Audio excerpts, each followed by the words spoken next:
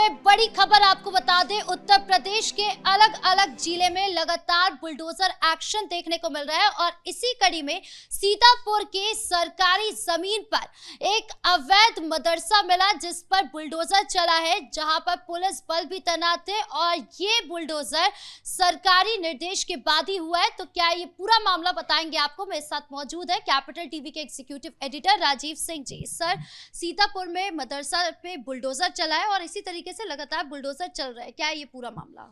देखिए, सीतापुर में जो आप बुलडोजर के बारे में बता रही हैं, तो वो एक सरकारी ज़मीन पर अवैध मदरसा था। लगभग 1.25 करोड़ की ज़मीन थी। मन कितना बड़ा हुआ है कि पहले आप अवैध मदरसे बनाते हैं, अवैध मस्जिदें बनाते हैं, और उसके बाद जब विरोध होता है कि भाई रास्ते पर आप ये मदरसा मत बनाइए, मस्जिद मत बनाइए, तो आप उस विरोध के उसमें चले जाते हैं कोर्ट। ये लोग भी कोर्ट गए थे। उसके बाद जब कोर्ट का फैसला आता है, सोचिए कोर्ट में जब मामला चला जाएगा तो लोग कोर्ट में मामला डालते ही इसलिए हैं कि लंबा खींच जाए, शायद कुछ उसमें बीच में अखिलेश यादव सरकार बने या किसी की सरकार बने तो शायद कुछ मदद मिल जाए। उन्होंने भी यही किया।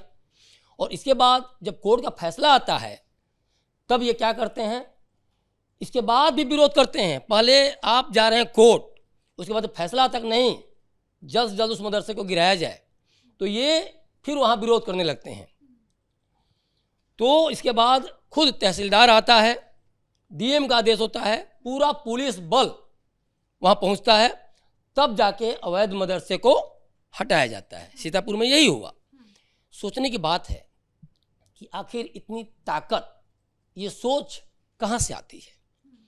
क्या बिना किसी राजनीतिक पहुँच के या बिना किसी राजनीतिक आश्रय के, प्रश्रय के ये संभव है कि आप रास्ते पर या फिर अस्पताल के गेट के आसपास आप अवैध मदरसा बना दें? मंदिर तो इस तरह से नहीं सुनने को मिलते, और अगर मंदिर भी होते हैं तो योगी सरकार मजहब देखकर कार्रवाई नहीं करती। मजहब का रंग चाहे कोई भी हो, बुलडोजर का रंग पीला ही होगा। और उसके बाद चाहे वो मंदिर हो या मदरसे हो, योगी सरकार का साफ आदेश है, सरकारी जमीन पर है, अवैध अतिक्रमण करके बनाया गया है तो उसको ढहा दिया जाए। और इसीलिए सीतापुर में ये बड़ी कार्रवाई हुई है और उसको ढहा दिया गया। लेकिन एक बड़ा सवाल है कि क्या वोट बैंक के लिए ये सब पिछली सरकारों का किया जा रहा है? क्योंकि देखिए, लगातार हर दिन आपने बताया भी कि हर दिन हर जिले में लगातार कार्रवाई हो रही है अवैध मदरसों पर।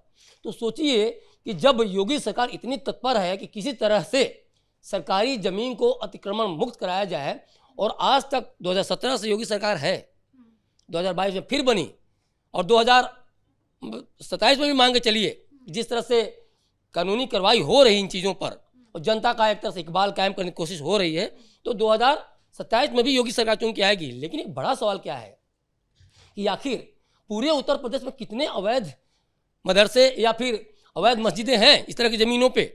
आप सोचिए, लगातार दिन रात पुलिस कार्यरत है, लगातार प्रशासन कार्रवाई कर रही है, इसके बावजूद कहीं ना कहीं छिपे हुए मदरसे मिल जा रहे हैं, गुप्त मस्जिदें मिल जा रही हैं, और वहाँ लोग अपने एक तरह से, अगर अवैध मदरसे हैं तो अवैध वहाँ काम भी हो रहे होंगे, बिल्कुल पढ़ाई भी अब क्या हो रही होगी, भगवान ही मालिक है वहाँ या अल्लाह ही उनका मालिक है।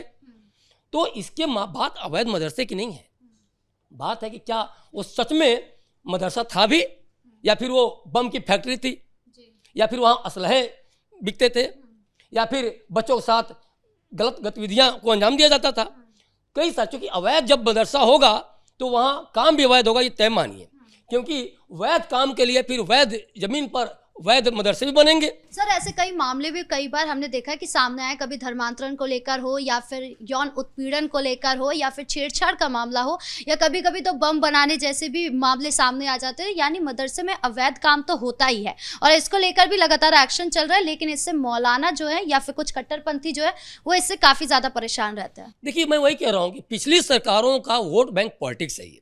आज जो आप लगातार सुन रही हैं कि संसद में भी अखिलेश यादव बोल रहे हैं, SIR पर हमलावर हो जा रहे हैं, वंदे मातरम से उनको आपत्ति है, तो बात वंदे मातरम की नहीं है, बात है कि उन सपा के मौलाना सांसदों से भारत माता की जय या वंदे मातरम गवाया जा सकता है क्या?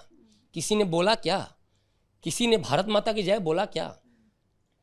क्या आपत्ति है? आप जिस भारत में रह रहे हैं, जिस उत्तर प्रदेश में रह रहे हैं, जिस ज़मीन पर आप पले बढ़े, जिस ज़मीन की मिट्टी में आपकी एक तरह से सौंधी महक होनी चाहिए, आज उसी का आप विरोध कर रहे हैं। तो ये जो लगातार कर रहे हैं कि हमारे 50,000 वोट कट जाएंगे, 1.5 करोड़ से 2 करोड़ हमारे यूपी में वोट कट जाएंगे, तो ये क्या है? या 3 गुना 4 गुना ज़्यादा जो घुसपैठियों की संख्या उत्तर प्रदेश में बढ़ गई है। आप लखनऊ से लेकर आगरा की बात करें, प्रयागराज की बात करें, हर जगह 50,000 1 लाख करीब करीब मांग के चले घुसपैठियों की संख्या है। तो ये जो प्लानिंग के तहत दशकों में किया गया है, तो क्या उसमें सपा या सपा प्रमुख अखिलेश यादव का हाथ है? एक बड़ा सवाल है।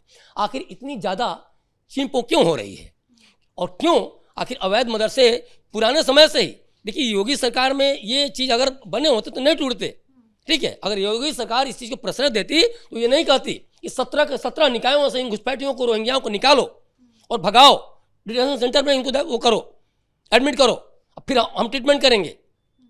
हर मंडल में आपको डिटेंशन सेंटर बनाने की बात नहीं होती। ये डिटेंशन सेंटर अखिलेश यादव सरकार में क्यों नहीं बना था? ये 17 निकायों में जो रोहिंग्याओं घुसपैठियों को लेकर कार्रवाई की बात हो रही है, ये क्यों नहीं हुआ था? क्योंकि लगातार सपा को इन मुद्दों पे हार मिल रही है। सपा ने डेवलपमेंट पे काम नहीं किया। सपा को लेकर लगातार गुंडागर्दी को लेकर कई आरोप लगे लगातार, और इसीलिए 17 में भी खदेड़े गए, 22 में भी खदेड़े गए।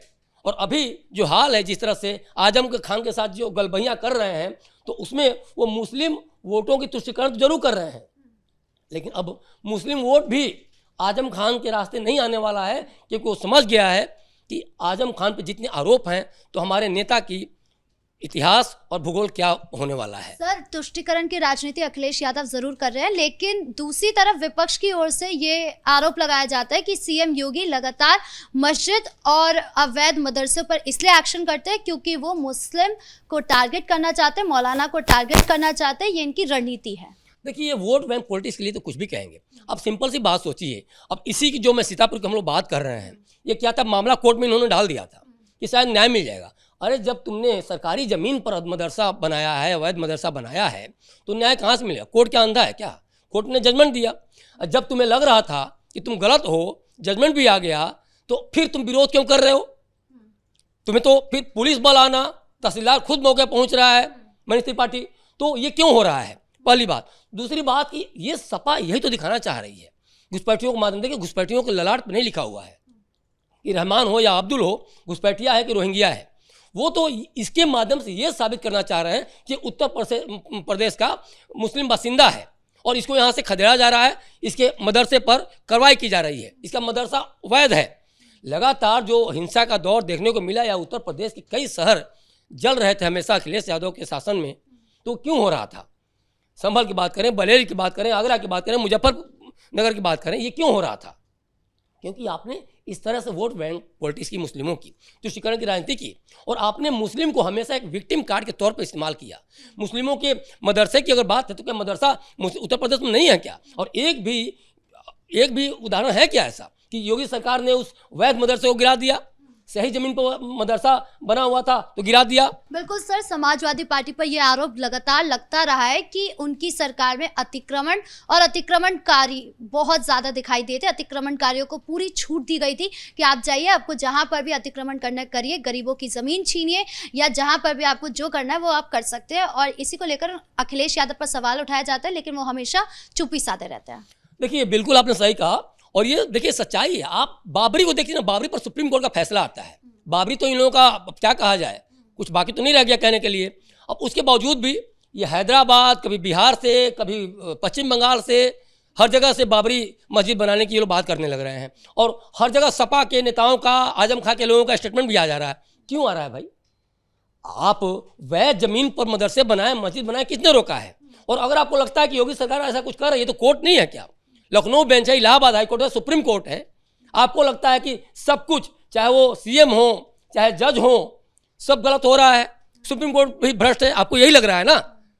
तो आपको सबसे पहले तो ये सोचना चाहिए कि सरकारी ज़मीन पर क्या ज़रूरत है। तो आपके पास तो कहने के लिए कुछ है ही नहीं। और सीतापुर के मामला में तो यही हुआ ना, कोर्ट का आदेश है ना। अब शुरू में तो कोर्ट ने, सीएम ने कुछ नहीं बोला, ठीक है, मामला जब कोर्ट में गया, अब तो तब हुआ जब कोर्ट ने बोला कि इसको तोड़ो, हटाओ। और आप अगर ये नहीं करेंगे, कल को जो तमाम तरह के जो आ रहे हैं, जो उत्तर प्रदेश से सुनने को मिले, जो डॉक्टर वाइट कॉलर के लोग जो आतंकवाद में घुसे हुए हैं या फिर सिरप कांड के माध्यम से कई ऐसे लोगों का नाम आ रहा है, तो ये देखिए इन्हीं अवैध मदरसों से ये सब सारे अंजाम दिए जाते हैं। इन्हीं अवैध मदरसों में असलहों की अवैध फैक्ट्रियाँ भी पकड़ी जाती हैं। तो इस पर बाद में क्या होगा, योगी सरकार पर सवाल उठेगा। कल को ये कहेंगे कि अवैध मदरसों को योगी सरकार संरक्षण दे रही है और तोड़ रही है, अभी कोर्ट के आदेश पर, तो उस पर भी आपत्ति है कि भाई मदरसों को तोड़ा जा रहा है। तो ये विक्टिम जो कार्ड खेलने का जो दौर है ना, ये अब खत्म हो चुका है और योगी सरकार चुन चुन के ऐसे, चाहे वो मंदिर हो या मस्जिद हो या फिर अवैध मदरसे हो, वो लगातार एक तरह से जो सरकारी जमीन है उसको बिल्कुल एक्शन ले रही है और जो अवैध अतिक्रमण है उससे मुक्त करा रही है। जी, इस मुद्दे पर ज्यादा जानकारियों के लिए आपका बहुत बहुत धन्यवाद। तो कुल मिलाकर यूपी के अलग